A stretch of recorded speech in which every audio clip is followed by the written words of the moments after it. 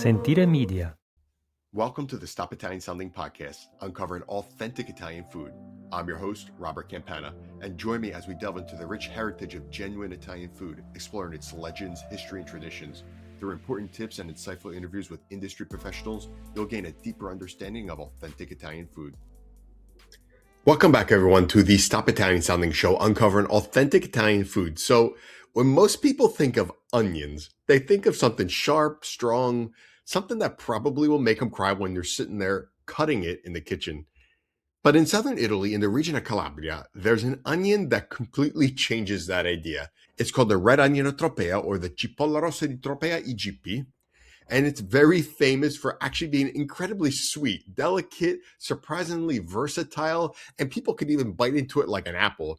I actually posted about it not too long ago on my social media pages, so you probably noticed it if you've been following along. So today I want to explore what makes this onion so special, where it came from, why it's such a perfect example of the relationship between terroir, history, and of course Italian food culture. So the Red Onion of Tropea, or the Cipolla Rossa di Tropea, is a variety of red onion grown along the Tyrrhenian coast in Calabria, including the area around the town of Tropea, and is protected under the PGI or IGP, an Italian designation meaning Indicazione Geografica Protetta, which means that its identity is tied directly to its territory. And visually, it's beautiful because if we're looking at it, we're looking at something that is a purple red type of skin, kind of elongated, round shape, and crisp white interior with kind of reddish rings when you cut it open. But what makes it truly unique is indeed its flavor. Because unlike many onions that are pungent or really aggressive, the Tropea onion is known for being sweet. That's not something we could say with many onions. It's sweet, it's mild, and I would even venture to say that it's semi-fruity as well. So that sweetness is not accidental because it comes from the onion's terroir. Terroir is a concept that I have always been talking about on this platform, and you've probably heard me say it many, many times.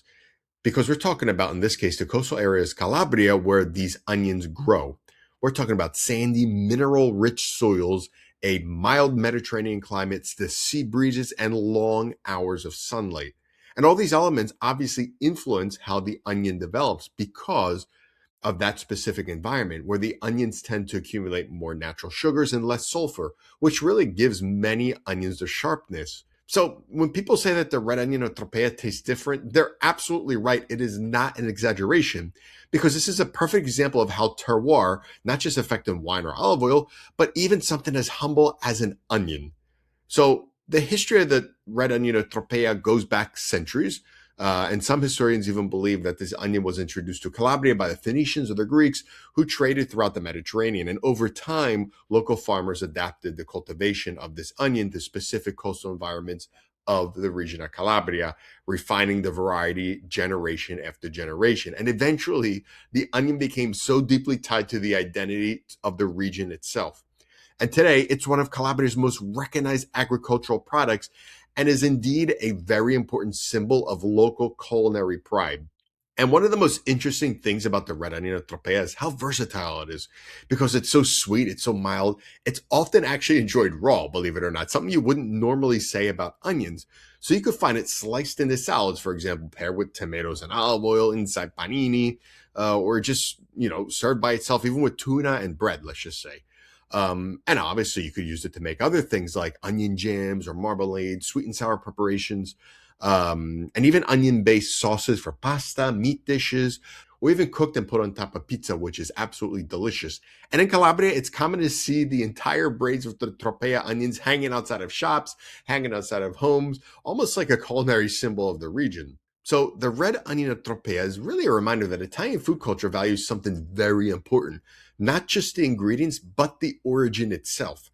Because an onion grown somewhere else may look very similar, but it won't carry the same flavor profile, the same history, obviously, and the same connection to its territory and to the place. And that's why designations like PGI really matter, because they protect not only the producers themselves, but also the idea that food is shaped by the land itself. And honestly, that's one of the most beautiful parts of Italian cuisine, because the belief that even the simplest ingredients can tell a story really play a part of that specific product, and even of the part of the local identity of the region itself. So next time you see the Cipolla Rossa di Tropea, Remember, you're not just looking at any old type of onion. You're looking at centuries of cultivation, coastal terroir, product that could only come from one specific corner of southern Italy. You're looking at local identity. Thank you for joining me on this journey through the stories of authentic Italian cuisine. If you enjoyed today's episode, don't forget to subscribe to this podcast for more insights and interviews. Also, feel free to reach out with your thoughts or questions on our social media channels at Stop Italian Sounding or on our website, stopitasounding.com. Grazie a tutti e alla prossima. Sentire Media. Hey, podcast producers and show hosts. Do you want to join a podcast network that celebrates all things Italian? At Sentire Media, we understand the allure of Italy and its unique culture. Our devoted team of hosts and producers are all driven by their shared passion for Italy.